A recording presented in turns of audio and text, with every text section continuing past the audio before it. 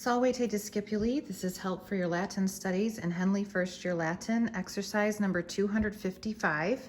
In this exercise, we are given a list of verbs and asked to tell what forms they are. In previous exercises, the past few right before this one, we've been really guided in our focus as to which conjugation family the verbs belong to, and specifically that we've been giving their form in the imperfect and subjunctive mood. But in exercise 255, these verbs are coming from all walks of life. So they may have different person, number, tense, voice, or mood. So we need to consider all of these things as we look at the verb and what it's expressing. Let's take a look at number 1, which is wink it. And our first question should always be which conjugation family it belongs to. If you don't know, if you don't have that memorized, it's something that we need to look up. So in the purple book, I have it tabbed Unit 3 through 5 Review. And when I flip there, that starts on page 217. It gives you the master review vocabulary for units 3, 4, and 5. So a lot of the verbs that we have learned are going to be contained in the next several pages and grouped by conjugation family.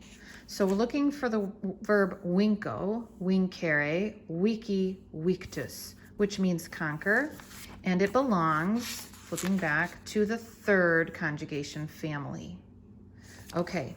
Along with that, it will be helpful to have your blue grammar book open to pages 44 through 49.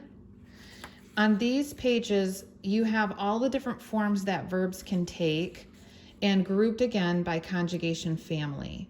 So this is the active voice, indicative mood, present, imperfect, future for the first conjugation, second conjugation, third conjugation, fourth conjugation. Flip the page and you have active voice, indicative mood in the perfect system. So that's perfect, pluperfect, or future perfect.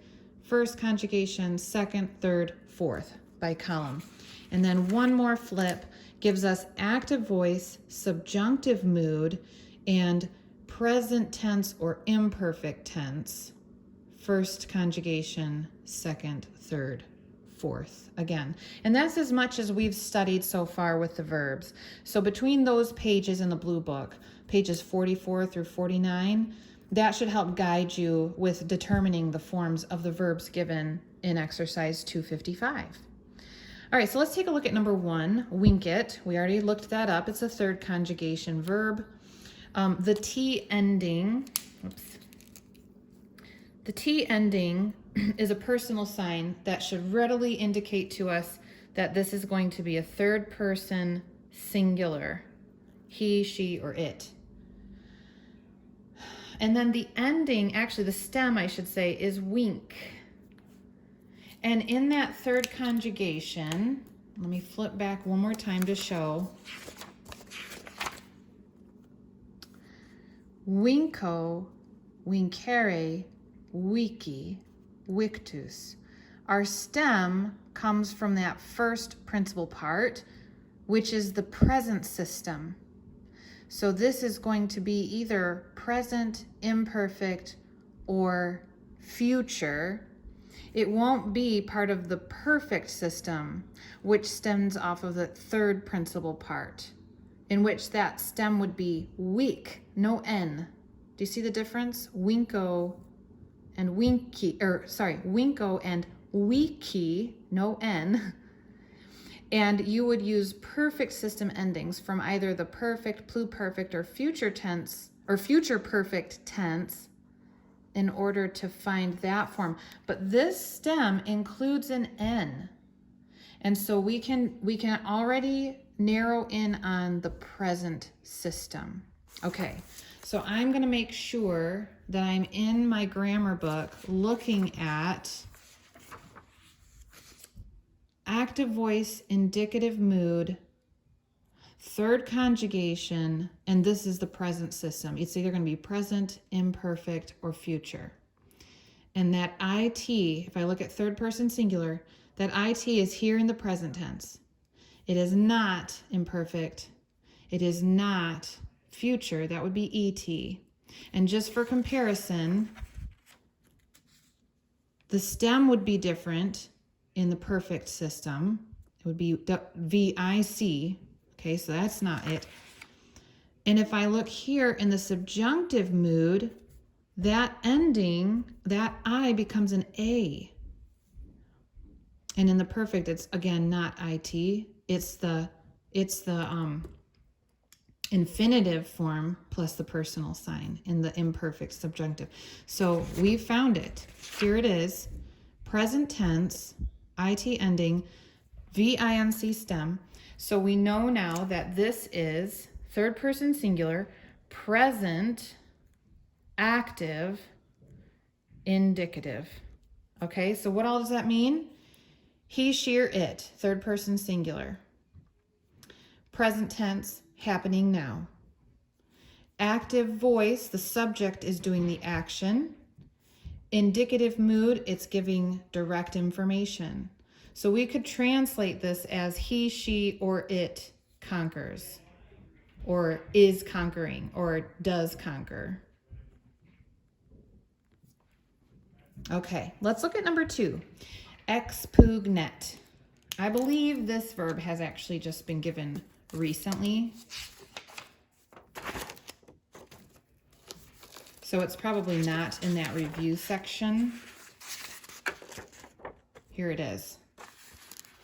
Expugno. It's a first conjugation verb meaning storm or take by storm. Okay, so first conjugation family is where we'll focus.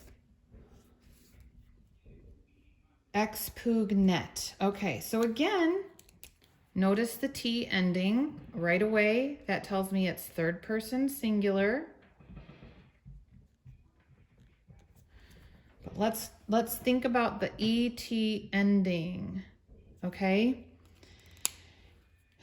Expugno. In the first conjugation, our connecting vowel is typically going to be an A, right? Laudo, laudas, laudat. Expugnat. So this is not active, indicative, third person singular present tense. It's not abat and it's not abit. That does not have an A connecting vowel. So I'm going to turn the page. Here's another first conjugation set in the perfect tense. Well, this stem, expugn, it doesn't contain the AV like we're used to seeing in the first conjugation family. It's not expugnawit, right? And not to mention et, erat, erit. That's not correct. So I'm going to flip the page one more time. Oh, here we see that connecting vowel et. We can put our stem expugnet. And so there we see that this is active voice, subjunctive mood, third person singular, and present tense. Okay, so third person singular, present, active, subjunctive. So this is sort of hypothetical. It would mean that he, she, or it may storm.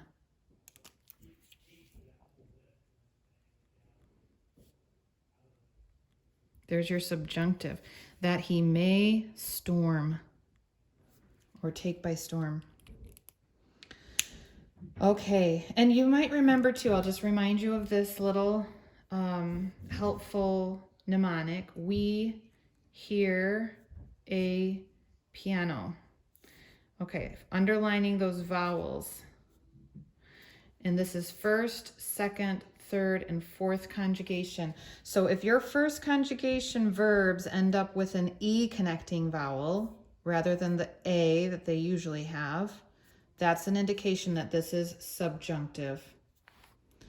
Okay, if your second conjugation verb changes to an EA connecting vowel, subjunctive. If your third conjugation verb changes to an A connecting vowel, subjunctive. And if your fourth conjugation verb changes to an IA connecting vowel, subjunctive. Those are your indicators there that can kind of help you see right away, subjunctive.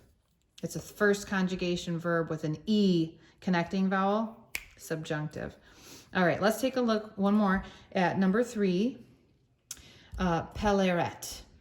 Okay, pelleret. What conjugation family does this word belong to?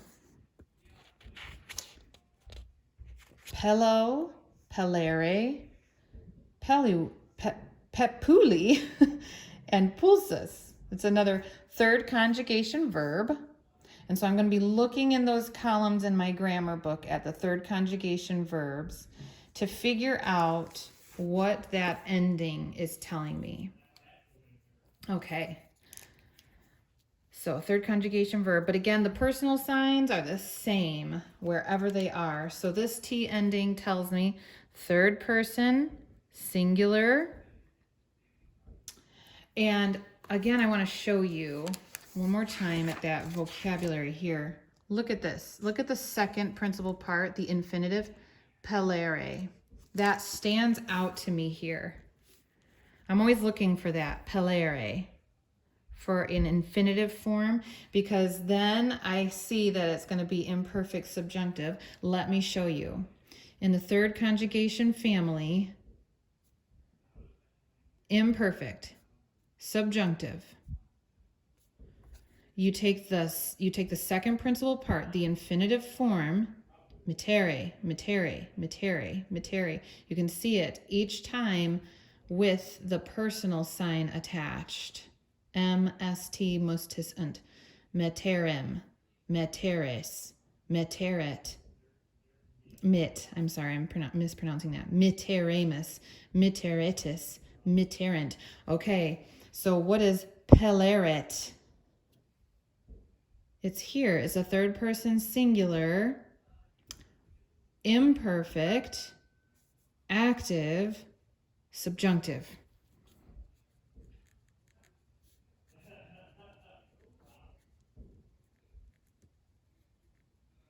And that could be translated as, did I look that up? What did I even see?